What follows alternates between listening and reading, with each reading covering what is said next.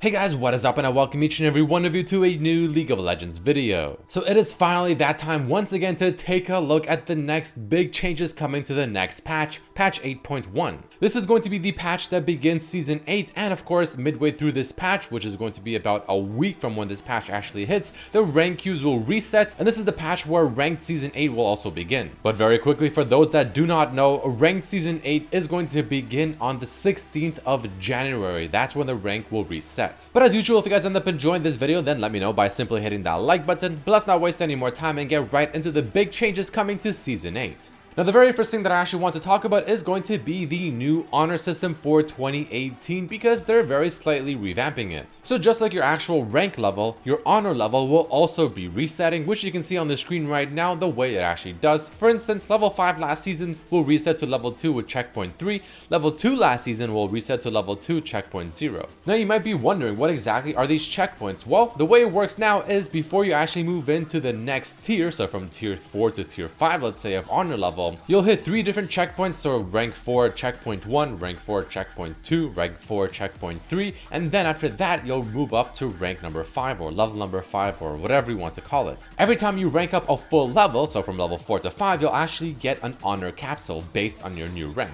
But every time you rank up a checkpoint, you'll be getting an honor orb also specific to your current level. So think of it as being the same thing as going from platinum to diamond, being from level 4 to level 5, and checkpoints level 1, 2, and 3 being the same thing as, for instance, being platinum 5, platinum 3, or platinum 1.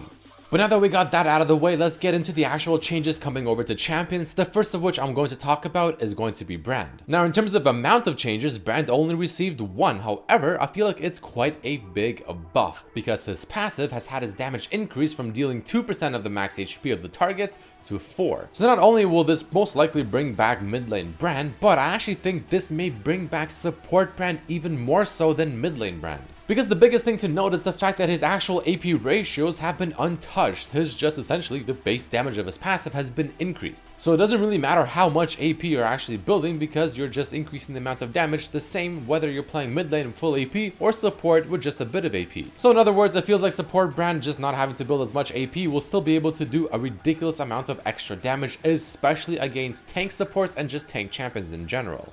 Moving down the line, we also have a buff coming over to Graves, to where the cooldown on his Q ability has been decreased by 1 second at every single rank, while the mana cost on his Q has actually been lowered as you rank up the ability. So in other words, rank 1 it's still the same cost, but by the time you get to rank 5 of his Q, it'll actually cost you 20 less mana than currently. But that's not it for Graves, because we also have a buff coming over to his W, to where the slow has been increased to being 50% at all ranks, to where currently it actually goes up to 35% by rank 5, but the slow duration has been lowered from 1.5 seconds to just half a second. Now, I talked about this in a video about 2 or 3 weeks ago, maybe even more, but I think this is overall a pretty big buff, because this will actually essentially count almost as a snare or a root, to where it'll put the target into your smoke screen, since it now reduces move speed by 50% even at rank 1, which is quite a bit, to force them to stay in there and to land any skill shots like your ultimate, like your Q, to set up other allies to do their thing as well. So all in all, it's definitely going to be a pretty nice buff for Graves, and he's definitely one of those champions, especially in the jungle, to where if he ever gets ahead, he's pretty damn hard to deal with.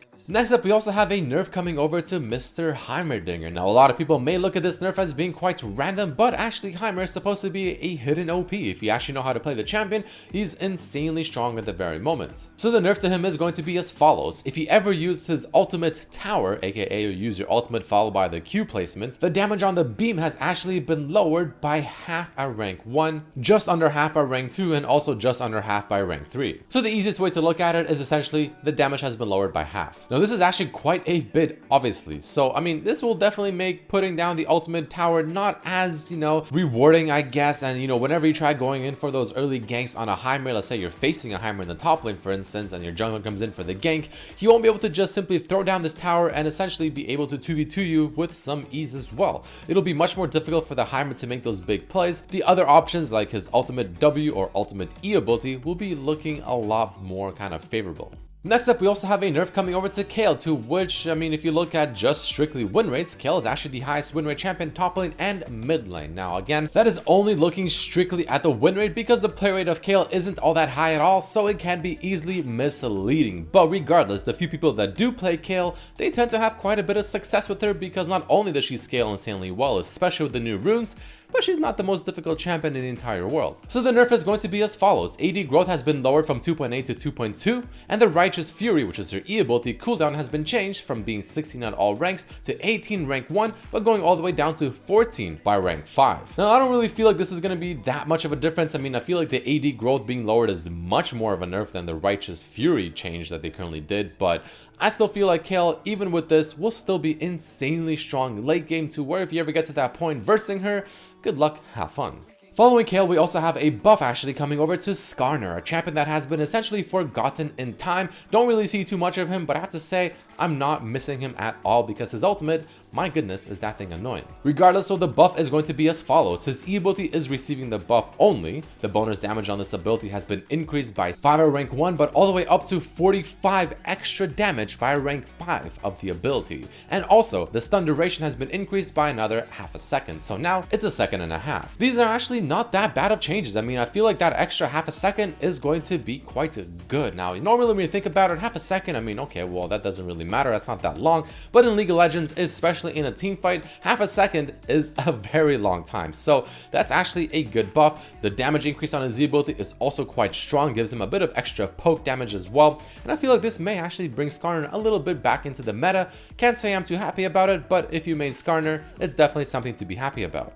Next up, let's quickly talk about some changes coming over to runes, most of them being a nerfs. Now, the first of which is going to be if you take Resolve as your primary tree, and your secondary tree is either Sorcery, Domination, or Precision, then expect a nerf with the extra bonuses that you get from going both of these trees. Because now instead of getting 130 HP on all of these, instead, you'll be getting 65 HP, 6 attack damage, or 10 ability power adaptive. But of course, Resolve with Precision instead will give you 65 HP as well, but only 9% attack speed. So all in all, it's a nerf to tanks, because tanks at the moment are damn strong. I mean, my goodness, Ornn, Maokai, or whatever in the top lane is just so damn good. Even Malphite. So Riot is just essentially nerfing that just a bit. But following this, the Ruthless Visionary path, which is the combination of going Inspiration plus Domination, the AD and the AP on this has also been lowered by a little bit. The reason for this is also quite simple. Kleptomancy and also the Unsealed Spellbook are both very strong, and usually, almost every single time, people will go for the Domination path to kind of complement the overall build. So this is just overall being nerfed. If you were to go for the Immortal Butcher path, which is the combination of Domination as your main path and Resolve as your secondary path, your AD and AP have been essentially almost halved, but at least now you get an extra 65 bonus HP, which I guess isn't all that bad, and I feel like it's honestly not too bad in itself because it'll help you in the laning phase.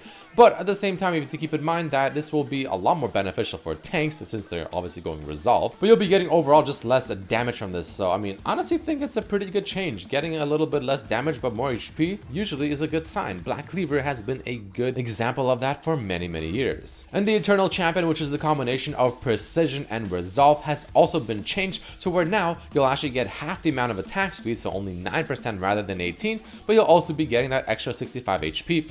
Now this one I think might be not as good as the one we just talked about, because usually if you go for Precision plus Resolve, I mean, you know, chances are you're going to be most likely an ADC champion or someone maybe like Kayle. Well, those champions want nothing other than attack speed. They just completely adore the stats, so reducing it by half for extra HP, not the worst thing in the world, but definitely not what they want. And also a quick buff to Predator. Now if you were to be interrupted while casting it, it'll go on a 50% cooldown rather than just going completely full on cooldown instead. Now very quickly before I end off the video, I want to quickly go over a previous patch that hit the live servers around the middle of December. This was a micro patch, aka it wasn't one of those big patches that they make a big deal of, or you know, one that I made personally a video about, but it was a patch that did come out and it may have sneaked its way onto the live service without you knowing. I'm not going to go over the whole thing, but I want to go over the biggest things here for sure. So that is going to start off with talking about Cassiopeia, where the Q cost has been lowered by a decent amount actually, to where I feel like Cassiopeia is a hidden OP, and her AP ratio on her E ability has been increased by 10%. So this is a champion you may want to watch out for, and I'm surprised I haven't been seeing more of her, honestly.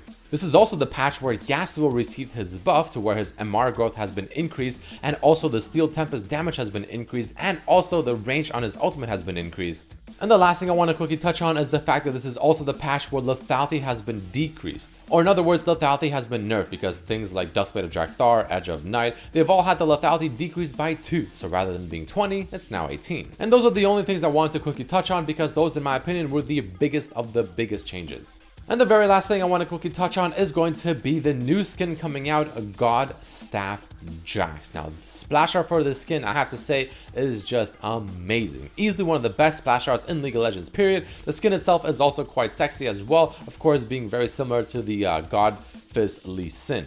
But either way, guys, there you have it. That is it for this video, going over the biggest changes coming to the next patch, patch 8.1, which is going to kick off season 8 and also season 8 of Ranked, and the new season, or I guess the rework of the honor system as well. Let me know what you think about the changes down below in the comments. If you enjoyed the video, then definitely hit that like button now that we're finally bringing back these patch rundown videos, since the patches are finally going to be coming every 2 weeks. And yeah, so thank you so much for watching, guys. If you enjoyed it, then definitely hit that like button, subscribe if you haven't, check out my other videos as well, and I'll see you for the next one. Peace.